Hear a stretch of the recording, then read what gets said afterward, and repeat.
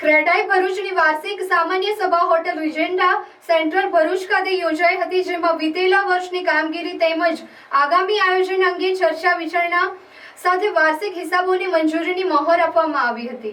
આ વાર્ષિક સામાન્ય સભા ક્રેડાઈ ભરૂચના ચેરમેન રોહિતભાઈ ચદરવાડા તથા પ્રમુખ નિશિતભાઈ અગ્રવાલ અને તેમની સમર્પિત કમિટીની આગેવાની હેઠળ યોજાઈ હતી, જેમાં કુલ 56 સભ્યોએ ઉપસ્થિતિ નોંધાવી હતી।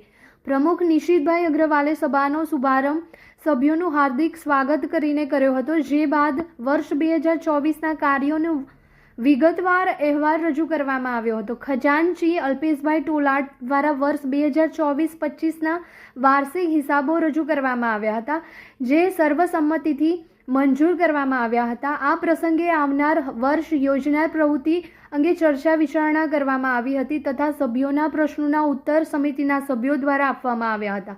તમામ હાજર સભ્યોને સભ્યપદ પ્રમાણપત્ર વિતરણ કરવામાં આવ્યા હતા। અંતમાં માનદ મંત્રી જિગ્નેશભાઈ કોરલવાલાએ સૌ ઉપસ્થિતિઓનો આભાર વ્યક્ત કર્યો હતો।